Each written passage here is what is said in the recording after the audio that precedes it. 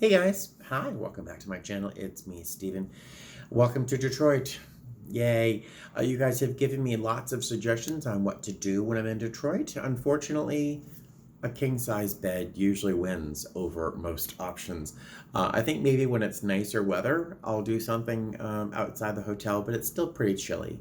It is March 28th still, and it's kind of chilly out, so I decided to stay in the hotel for the most part. Actually, the whole time. I got here this morning about 6 this morning after a red eye from Vegas, and then went to breakfast, got in bed about 9 something, and I slept until about 4. Absolutely beautiful sleep, just amazing. But unfortunately, the challenge with that is that I have to be, I really want to be asleep in about an hour. It's about 9:30 now, and I'd really like to be in Detroit. I'd really like to be asleep by 10:30 at the latest because I have a 5 o'clock a.m. van time for a 5:45 show at the airport tomorrow morning. We're flying to Fort Lauderdale, and then we're flying to Santo Domingo, and then we're flying back to Fort Lauderdale for a relatively short layover. Um, Again, I keep threatening that I'm going to make a video about sleeping as a flight attendant. And if you can just imagine the challenge of waking up on the 27th. I woke up at like 10 o'clock in the morning on the 27th. I didn't have to report to work until 10:20 that night, and then to work a night until 6 a.m. East Coast time, which is 3 a.m., of course, in Vegas. Sleep for, 5, 6 hours, and then awake for, 10 hours, less than that, and then go back to sleep to wake up at 4 a.m. East Coast, which is really 1 a.m. West Coast. So it's really terrifically challenging to sleep as a flight attendant. And one day I really will get down and make some notes in terms of how I approach sleeping.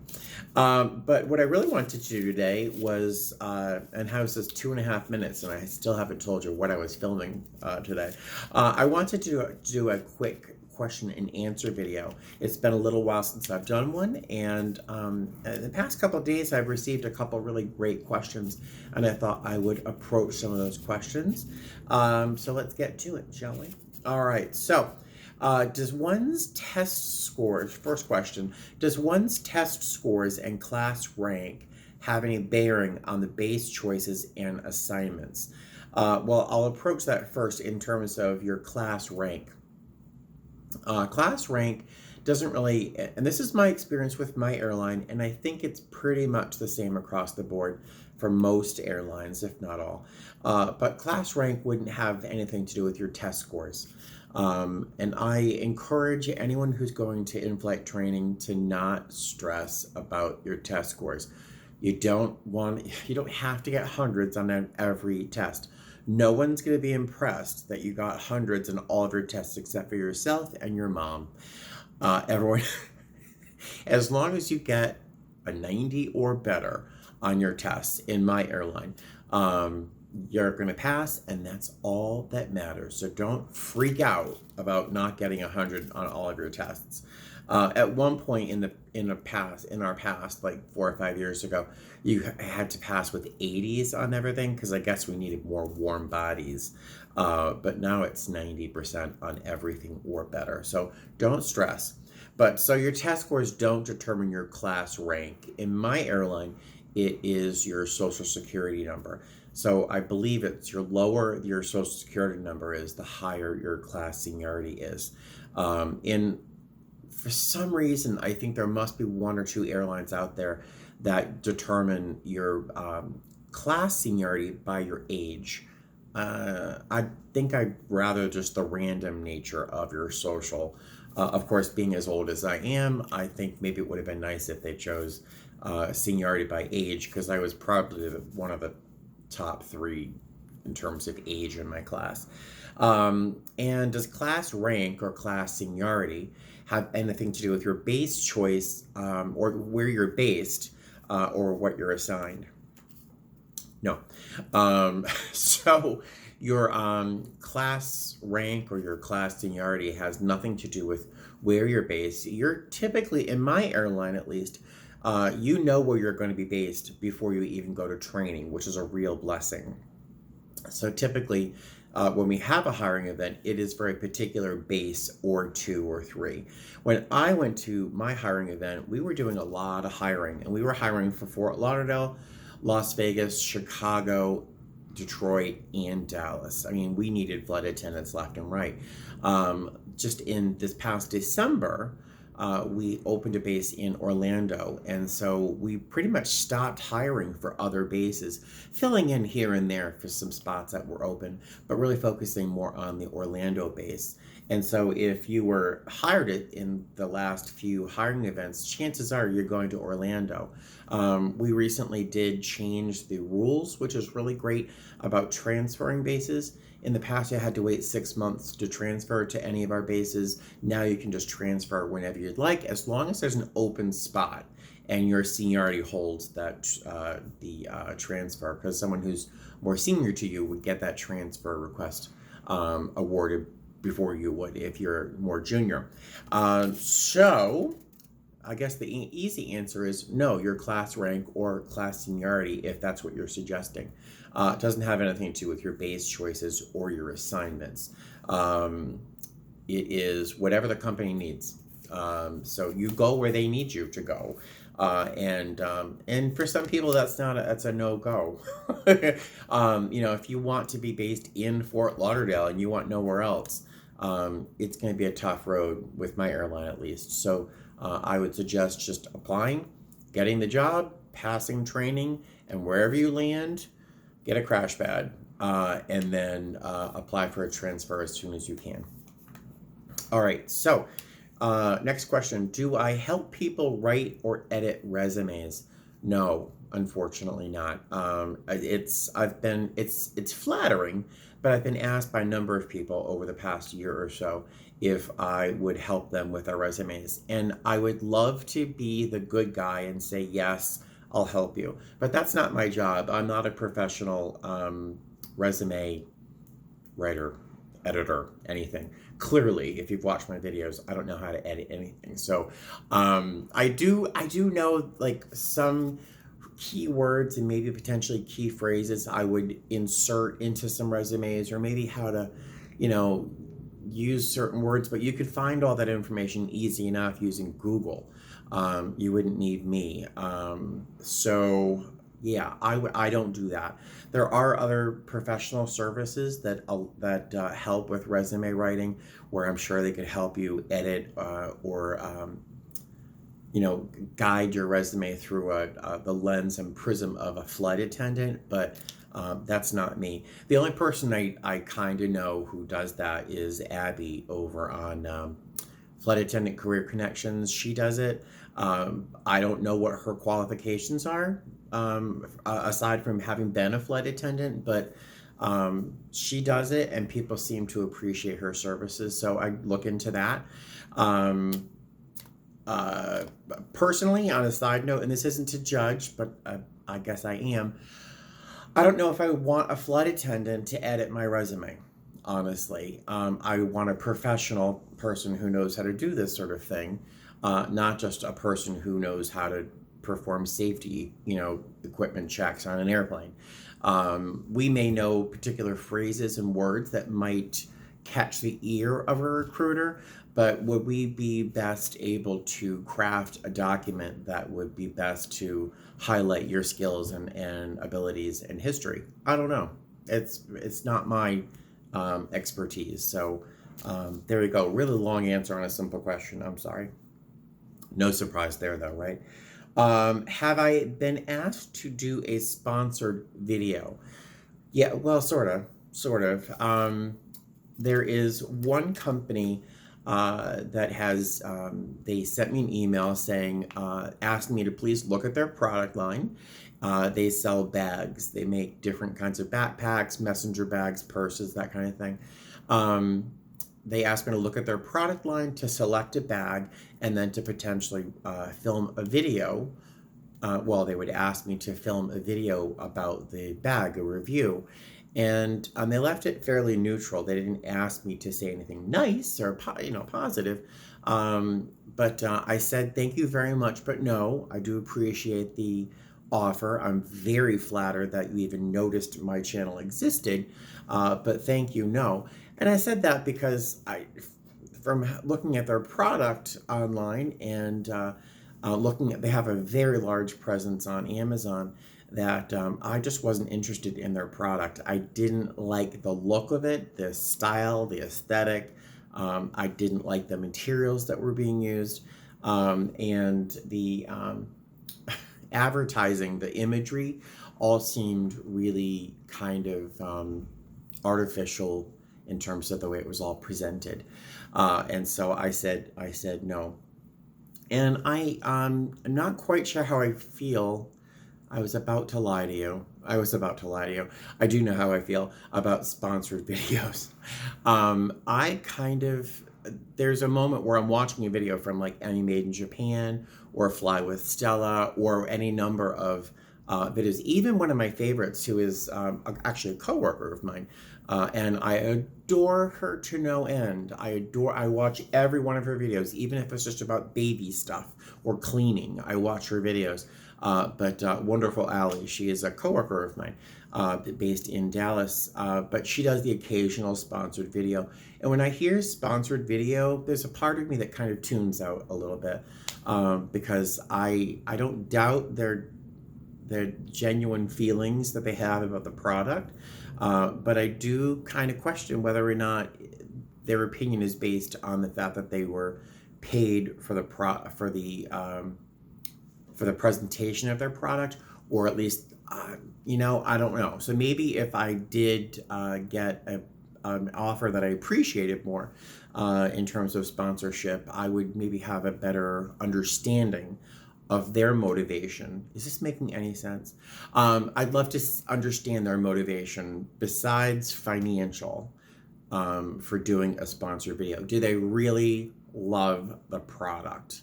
Do they love it enough that they would say, yes, I'm putting my name, I'm attaching my name to your image of this product? So I guess if I were to like a product enough or trust a product line enough to say yes to being sponsored, I would certainly do it. But I would really want the ability to be honest about my feeling around the product. So there's my thought about doing sponsored videos. It'd be interesting to be asked. I'd love to be asked. Be very flattering. But again, I would want the latitude to share my honest opinion about a product. There you go. Next one. Do we accrue paid sick time and paid vacation? Yes. Now, I really can't speak too much about sick time because I've only called out of work sick once in these last 2 years. Oh, by the way, little happy dance. Today is March 28th. Yesterday, the 27th, which is my 2-year anniversary of graduating from in-flight training as a flight attendant. And yes, it kind of struck me yesterday that, oh my God, it's startling that 2 years has gone by. At my age, honestly, time goes by so fast anyway. But the fact that I've been a flight attendant for 2 years, and the places I've been, the things I've seen, the things I've learned, the people I've met, I'm just super beyond grateful. And the fact that it's enabled me to meet you guys, and form, I think, real friendships, honestly, has been just really the best. It's been one of the best parts of being a flight attendant. So I can't speak too much about calling out sick. We do accrue sick time. I don't even know how much sick time I'm allowed a year. Is that embarrassing? I've called out once, and it wasn't because I was really sick, honestly. It was because my cat buddy was really sick, and I had to bring him to the vet and make sure he took his medication and did all that. And if you probably saw that video where I was a mess, so I called out sick. And I will speak about that one more time in a moment after I talk about vacation, because I don't want to forget to say it. Paid vacation. So yes, we accrue vacation time as well. So I started 2 years ago. I started flying 2 years ago on, I think my OE was 3 or 4 days after my graduation, no, 2 days after my graduation. And my first trip was 2 days after that. So I started accruing vacation time, I believe, from my date of hire. So March 1st. So for 3/4 of the year, I accrued vacation time for the next year.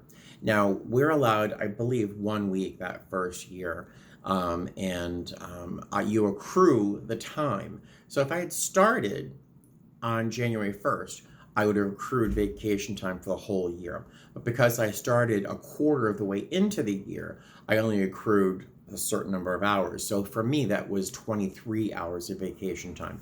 Typically for us, a week of vacation is 28 hours of vacation time. So that last year, I had 23 hours of what we call float vacation. So I could use that vacation time pretty much whenever. If I were still on reserve, I would contact crew scheduling and say I'd like to, or I would use, actually, we do it now online through Flicka. I would go online and I would request a certain amount of days off using that float vacation. As a line holder, as I was when I used it, what I did was I went on Flicka and I went into an almost, it was almost like adding and dropping or swapping a trip. I went in and I dropped a trip and replaced it with vacation, float vacation hours.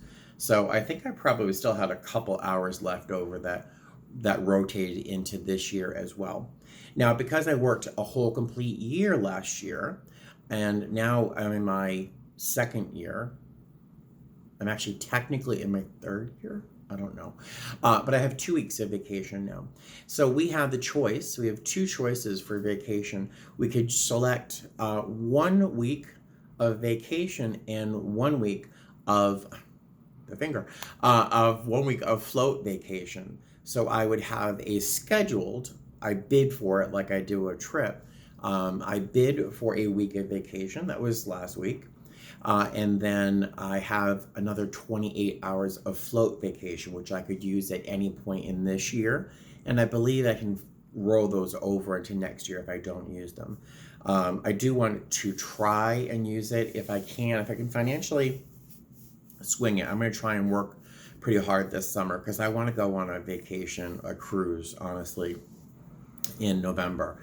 And so the end of it's actually technically, I think, December, but we'll see. So I want to see if I can't use it in December. That'd be really nice. So yeah, I think at some point, it might be 5 years that I accrue 3 weeks of vacation. I think it's 5 years. But so yes, we do accrue vacation time and we can use it in advance during the course of the year. No, I'm lying to you. Yeah, we can use it all that year because we accrued it last year. Definition of accruing vacation. And what did I want to say about sick time? Sick time, using sick time. Now, of course, I haven't done much of it, but what I do understand of being sick and calling out sick on reserve and calling out sick as a line holder is different. When you call out as a line holder, you want to call out before, is it 3 hours or whatever it is, 24 hours before your pairing. You want to call at least the day before. Call crew scheduling. Say, hey, I'm calling out sick. They're not going to ask you why. They're not going to ask you what's going on. You don't have to cough. I'm sick. You just say, hi, I'm calling out sick. They go, oh, no problem. Thanks. Click. And you get points. And I think that's for a line holder. I think it's 2 points when you call out with enough time before your pairing. You get 2 points. If you're on reserve and you call out sick, it might be 3 points. It's more points than a line holder. Now, when I say points is a sort of for us, it's not a disciplinary, they say. It's not a disciplinary move. But so if I get sick and I call out for a trip, I get 2 points against me. They say it's not, disciplinary, but well, it's just kind of what it feels like. And if you accrue too many points, you get a warning that's saying, "Hey, we're kind of aware that you're calling out sick a lot, or you're just doing a number of things wrong." Because you get points if you show up late, if you check in late. You get points if you get to the gate late. You get points for all sorts of things that you don't want to do. So if you accrue too many points, you get a warning. And after a certain number of warnings and points, there's a bigger, more dramatic warning. And then after that, there's another one that you just don't want to get to. So calling out sick, we're not penalized. That's the word I was looking for. You're not penalized for being sick, they say, but that's kind of what it feels like, honestly. Until you get to a point. Every company is going to have something in place to help stop a certain percentage of people from abusing sick time. And this point system, I think, is the airline's way of trying to regulate who is abusing their sick hours or use of their sick hours. Some people will go into FMLA or family, whatever it is, to honestly and sincerely because they need to. But I also know of people who dip into their FMLA because they just want to get around the system, and not get points. It's whatever. They do what they have to do. I'm not going to judge them on what they do, especially because most of them sincerely need the sick time off for themselves or family or whatever. So I've successfully got off on a tangent. I apologize. How can a flight attendant take a month off at work? And that's a part A to the question. There's a part B I'll get to. So how can a flight attendant take a month out of work? There's a couple ways. If they financially can afford to, fantastic. But there's a couple ways you could do it. First, I would decide when bidding for my line, I would bid for the most consecutive days off in a row that I possibly could. And there are lines that have, 10 days off in a row because the trips are all bunched up in groups automatically, just by the way that the line was built. But someone who is senior enough that is confident they could pick up a trip if they drop a trip could potentially pick up, drop, swap, move their trips around so that they're in big groups. I'm not sure why I'm using my hands for this. So for example, if I wanted a month off, say the last 2 weeks of a month and the first 2 weeks of the next month, I would stack all of my trips in the first 2 weeks of the month, and then I would stack the next month. I would move all of my trips to the end of that month, leaving the end of one month and the beginning of one month open, giving me pretty much a month off, right? And that would allow me to be paid and work all the hours that I need to maintain my financial health, and also to maintain the hours required to actually keep my health insurance, for example, right? So that's a way to be able to work your month, but also have a lot of time off. If you financially can afford to not work, you can just drop trips. If the board is green, meaning that there's no required days that we need every flight attendant on to work, you could just drop a trip. So, for example, if I bid for a line where most of my trip happened in the beginning and end, but there was one 4-day smack in the middle, and I could afford it, I would just drop that 4-day trip and have all that time off in the middle. So you could do pretty much anything you want. When you're a line holder, you have a lot more flexibility in terms of dropping, swapping, adjusting your trips. I don't personally do a lot of that because I'm junior enough that I am not always confident I'll be able to pick up a trip if I drop one. Does that make any sense? All right. And part B to that question is, the person who takes all that time off, do they still get their 72-hour? In my airline, it's 72 hours. Otherwise, other airlines, it might be 75 or 80. Do I still get the 72-hour minimum pay? because we flight attendants are paid a minimum amount of hours. If you're on reserve and you only work 30 hours block, then but my minimum is 72, the company will pay the difference. They'll pay me that full 72. As a line holder, next month, for example, and this video is longer than I expected it to be. Next month, I wanted to be home as much as I could be because the cats are still getting to learn to be friendly to each other. They're both coming out of being ill in different ways. They both had their surgeries. And I want to be home more than not, so I can take care of them and love them and do all that. So I bid for a line that had as few working hours away from, not working hours, as few hours away from base as possible.